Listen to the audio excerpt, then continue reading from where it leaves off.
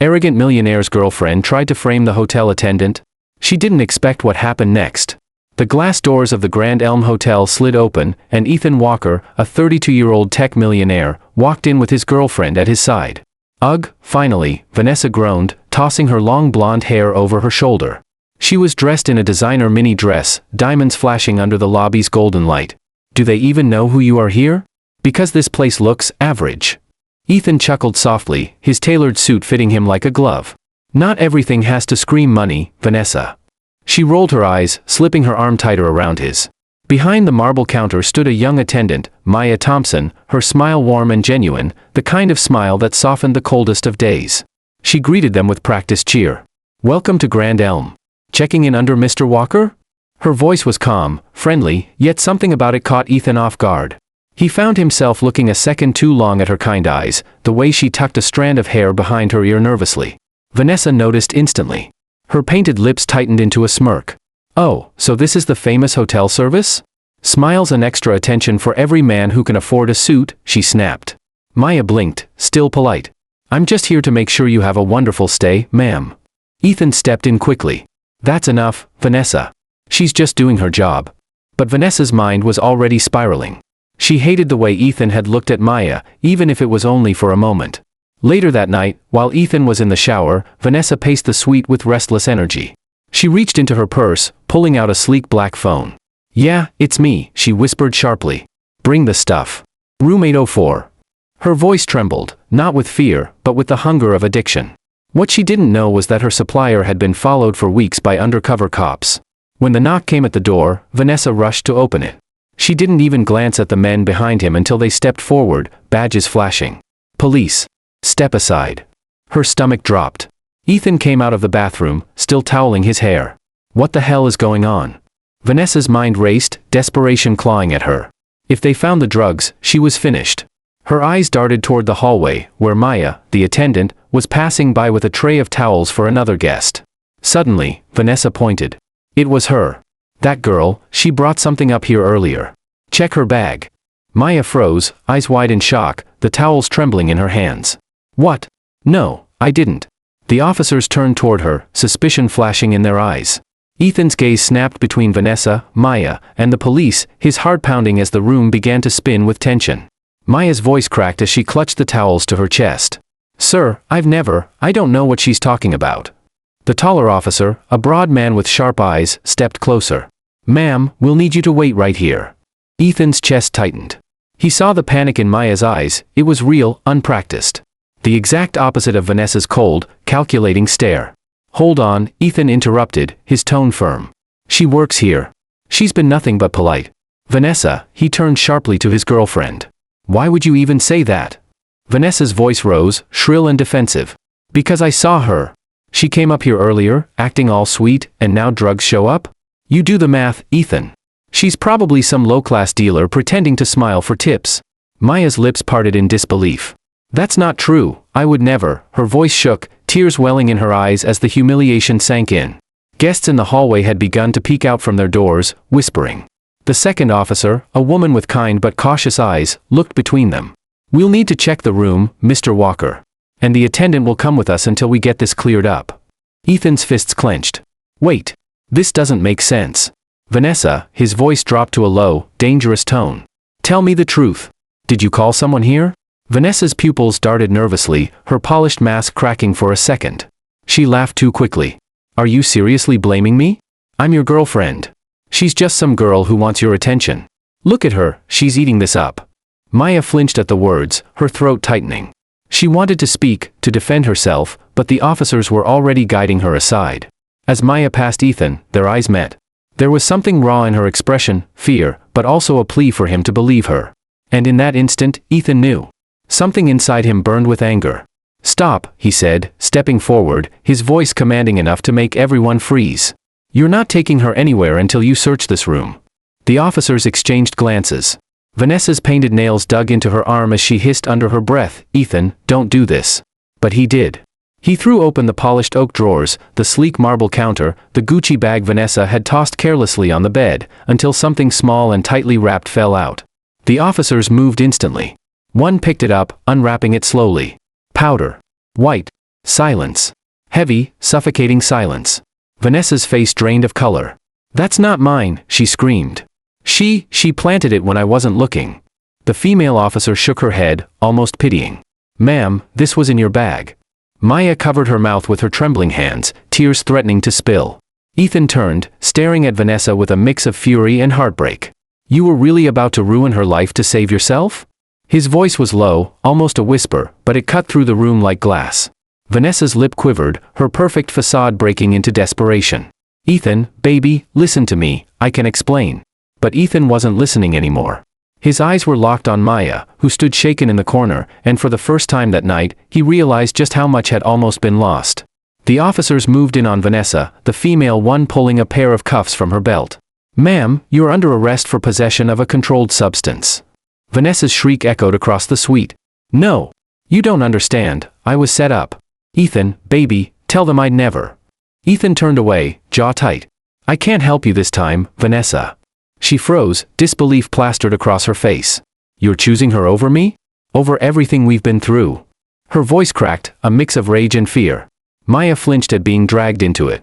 She shook her head quickly, her voice barely above a whisper. "I don't want to be in the middle of this. I didn't ask for any of it." The female officer gently placed a hand on Maya's shoulder. "You'll need to give a statement, but you're not in trouble." Vanessa thrashed against the officer holding her arms. "Don't you get it? She's playing innocent because that's what girls like her do. Sweet smiles, sad eyes, men fall for it every time." Her words hit Maya like a slap.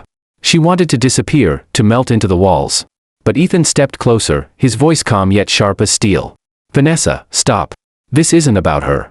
This is about you and the choices you made." The male officer guided Vanessa toward the door, her diamond bracelet jangling as she fought against the cuffs.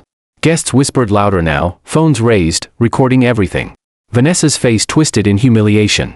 "You'll regret this, Ethan. Don't think she's some angel. She'll ruin you too, just wait." The slam of the door echoed after they dragged her out. Silence hung heavy in the suite. Maya stood frozen, her hands gripping the towels so tightly they crumpled against her chest. Ethan turned to her, his voice softer now. "Are you okay?" Her eyes met his for a brief second before she looked away. "I should go back downstairs." But her voice wavered. Something about the way she held herself, stiff, guarded, like someone who'd been blamed for things before, made Ethan hesitate. He stepped closer, lowering his tone. "Maya, you don't have to act like this didn't shake you. I saw your face back there. You were scared." Maya swallowed hard, forcing a polite smile that didn't reach her eyes. "I've seen worse. Working here, you get used to things like that." But Ethan caught it, the way her hands trembled, the way her gaze flickered away too quickly. He realized Vanessa's cruel words might not have been entirely random. For the first time, a seed of doubt planted itself in his mind. What was Maya hiding? Ethan studied her in silence. The suite felt too big, too quiet after the chaos. Outside the door, the murmurs of curious guests faded as the officers led Vanessa away. Maya shifted uncomfortably under his gaze. "I should really go. My manager will be wondering where I am." She moved toward the door, but Ethan stepped lightly in front of her. Not blocking, just present. "Maya, wait." His voice was low, careful. "Something about the way you looked back there, it wasn't just fear of being accused. It felt like, you've been through this kind of thing before." Her lips parted, but no sound came. For a second, her guard slipped. Her eyes darkened, not with guilt, but with the heavy shadow of old wounds. Then, almost too quickly, she put the mask back on. "I don't know what you mean, Mr. Walker. I'm just doing my job." The formal Mr. Walker stung. Ethan tilted his head. "It's Ethan. And I don't buy that." Maya's jaw tightened. She clutched the towels like a shield. "Look, people see a girl like me smiling behind a counter and think they know everything. But they don't. So please, just let me go." Something about her tone, broken yet defiant, made Ethan's chest ache. Before he could respond, a sharp knock rattled the door. Another officer stepped in, holding a small evidence bag. "We found additional items in your girlfriend's luggage. Pills, unmarked bottles. She's being processed now." Ethan exhaled sharply, rubbing his temples. "Thank you." The officer gave Maya a quick nod. "You're clear, miss. Sorry about the trouble." Then he left as quickly as he'd come. The room was quiet again. Too quiet.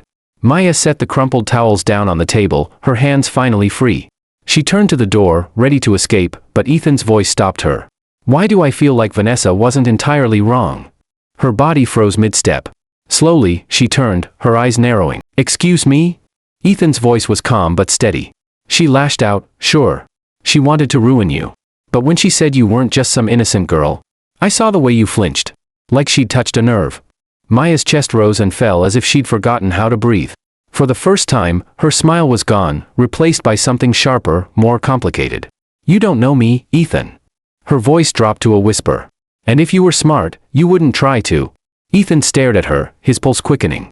The cheerful attendant was gone, replaced by someone he couldn't quite place, someone with secrets buried deep. And he wasn't sure if he wanted to uncover them, or if it was already too late. The silence stretched between them, thick and heavy. The glow from the chandelier above painted Maya's face in soft gold, but her eyes were dark, restless, like she was carrying a storm no one else could see. Ethan spoke carefully, not wanting to push her too far. "I don't want to hurt you. I want to understand." Maya let out a sharp laugh, bitter and short. "Understand? Ethan, men like you don't understand women like me. You check into hotels, flash your card, smile at the staff, and move on. You don't see what happens when the shift ends. You don't see the parts of us we have to hide just to survive." Her words cut deep, not out of cruelty, but out of raw truth. Ethan felt them in his chest. He took a step closer. "Then show me, Maya. Tell me." Her hands trembled as she clutched the edge of the counter. For a moment, she looked like she might keep fighting. But then, with a shaky breath, the mask finally cracked. "My mom was a nurse. My dad? A ghost. He left when I was 6. Mom worked double shifts just to keep the lights on. One night, she didn't come home." Maya's voice cracked. She swallowed hard. "Overdose. Wrong place, wrong time, bad people. That was it. I was 15. Ethan's chest tightened. The pain in her voice wasn't something that could be faked. "I bounced around after that, couches, foster homes, anywhere I could. Learned fast that smiling gets you tips, tips keep you fed. And when you don't have money, people look at you like you're trash. So yeah," she looked up at him, her voice trembling with defiance. "Maybe I flinched because I've been blamed before. For things I didn't do. For things I couldn't control." Tears slipped down her cheek, but she didn't wipe them. She stood tall, even in her brokenness. Ethan felt a lump in his throat. He had spent his life building empires, throwing money at problems, but in that moment, he realized there were battles money couldn't touch. "Maya," his voice was gentle. "I believe you." For the first time, she looked directly at him, really looked, and her walls seemed to falter. But just as quickly, she stepped back, shaking her head. "You shouldn't. People like me? We don't belong in your world. And if you try to pull me into it," her voice dropped to a whisper, almost a warning, "you'll regret it." Ethan's heart pounded as she brushed past him, her scent lingering in the air like a haunting memory. The door clicked shut behind her, leaving him alone in the suite, the echoes of her past still burning in his mind. And Ethan knew, he wasn't going to let her go that easily. The next morning, sunlight spilled through the hotel suite. Ethan sat on the edge of the bed, his head heavy with everything that had happened. Vanessa was gone, facing charges. But his thoughts weren't on her. They were on Maya. He couldn't shake her words. "People like me don't belong in your world." Something inside him refused to accept that. By mid-morning, he was downstairs in the lobby. Maya was at the counter, her hair pulled neatly back, her smile carefully plastered on again as if the night before hadn't shattered her. But Ethan could see it now, the cracks beneath the surface. He walked up slowly. She stiffened when she saw him. "Mr. Walker, if you need anything." "It's Ethan," he interrupted softly. "And I don't need anything. I wanted to see you." Her eyes flickered nervously. "You shouldn't. After last night, I should probably lose my job for even being dragged into it." "You're not losing your job," Ethan said firmly. "If anyone even tries, He caught himself, lowering his tone. "I'll make sure you're protected." Maya let out a breath, shaking her head. "You can't keep saving everyone with money, Ethan. Some things don't work that way." He paused, then leaned closer, his voice almost a whisper. "Maybe. But maybe what I can do is prove to you that you're not alone anymore."